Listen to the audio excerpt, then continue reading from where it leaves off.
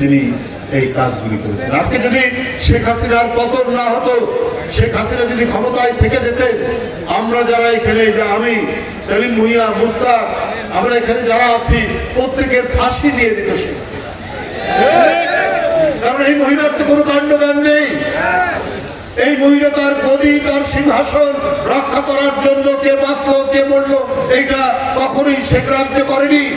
যে মহিলা তার ক্ষমতায় থাকার জন্য 5 বছরের শিশু আহাদকে হত্যা করতে পারে, যে মহিলা 14 বছরের একটি কিশোর গাজীপুরে তার শরীরে 40টি গুলি করতে পারে, যে মহিলা মুগ্ধের মতো একটি ইউনিভার্সিটির ছাত্র তার সহকর্মীরা পুলিশের গুলি খেয়ে লুটাচ্ছে, তাদেরকে পানি দেওয়ার জন্য পানি লাগবে বলে ছুটে গিয়েছে, এদেরকে যে হত্যা করতে পারে সে তো আমাদেরকে বাঁচিয়ে রাখার কথা নয়,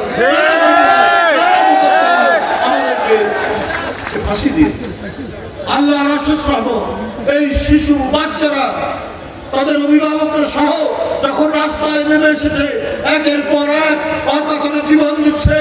বেগম রোকেয়া বিশ্ববিদ্যালয় রংপুরের আবু সাইদ নিজের পাঞ্জাবি, নিজের শার্টের বোতাম খুলে পুলিশের গুলিকে যখন বরণ করে নিয়েছে, তখন সারা বাংলাদেশের মানুষের রক্তের লৌহ কণিকা, শ্বেত কণিকা জেগে উঠেছে। এই এক রাক্ষসী, এই এক দানব ও বাঁচিয়ে রাখলে বাংলাদেশ শুধু নয়, বাংলাদেশের স্বাধীনতা, সার্বভৌমত্ব, বাংলাদেশের ইজ্জত সম্পদ আর থাকবে না। ওরা ঝাঁপিয়ে পড়ার কারণে আমরা আজকে মুক্ত নিঃশ্বাস নিতে পারছি, আমরা আজকে কিছুটা স্বস্তিতে জীবনযাপন করতে পারছি, আমরা গণতন্ত্রের পথে এগিয়ে যাওয়া আমরা প্রচেষ্টা চালানো হয়েছে এবং একটি অন্তর্বর্তীকালীন সরকার গঠন।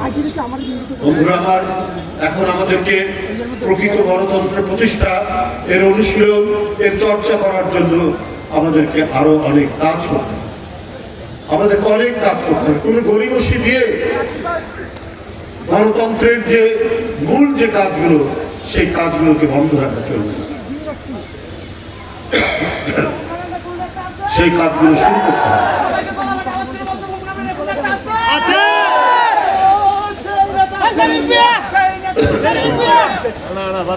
বন্ধুরা, আপনারা জানেন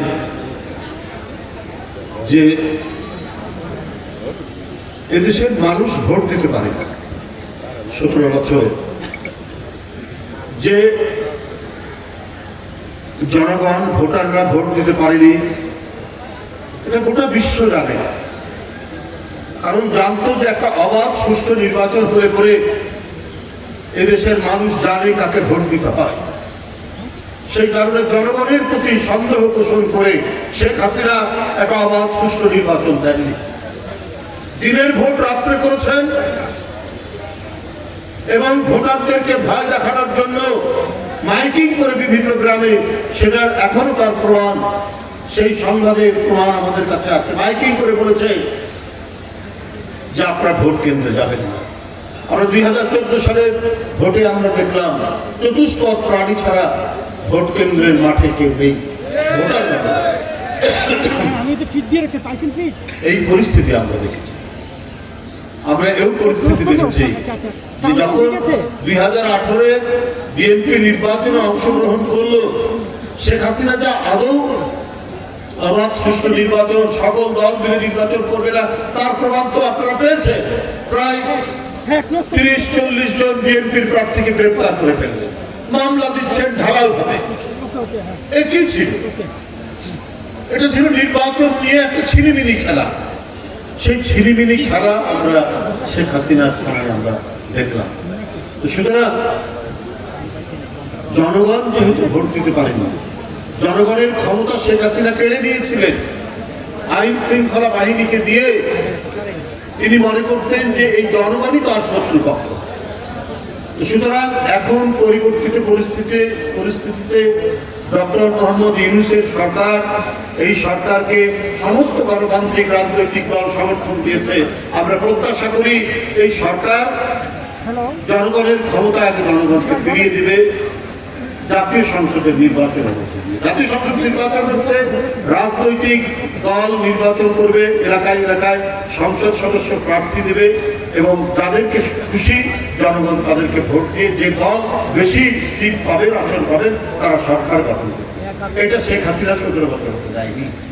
তো সুতরাং জনগণের কাছে জনগণের ক্ষমতা ফিরিয়ে দিয়ে অবাধ সুষ্ঠু নির্বাচনের দায়িত্ব পালন করা হচ্ছে মানে ডক্টর ইউনূস সাহেবের সরকারের প্রধান দায়িত্ব। এখানে স্থানীয় সরকার নির্বাচন আগে করার কারণটা কি আমি জানি না। এই কথাগুলো আসছে, এই ধরনের একটা নাকি সিদ্ধান্ত হয়েছে।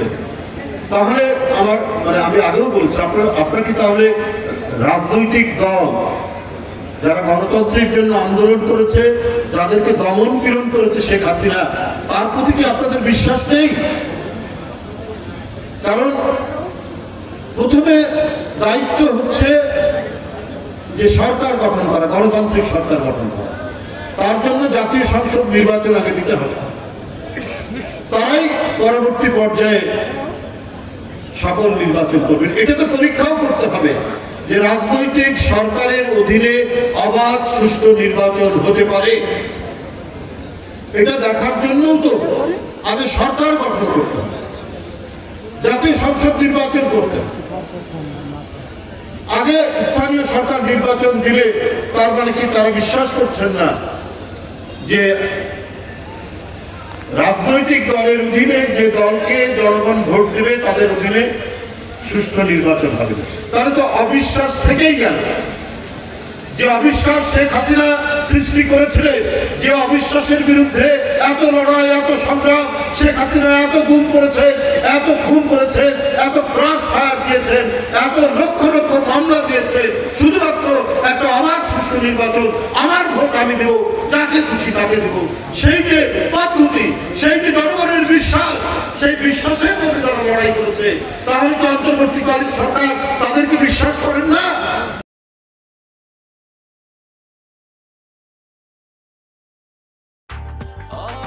ব্রেকফাস্ট, টিফিন কিংবা স্ন্যাক টাইমে মজাদার আয়োজন মানে অল টাইম ব্রেড।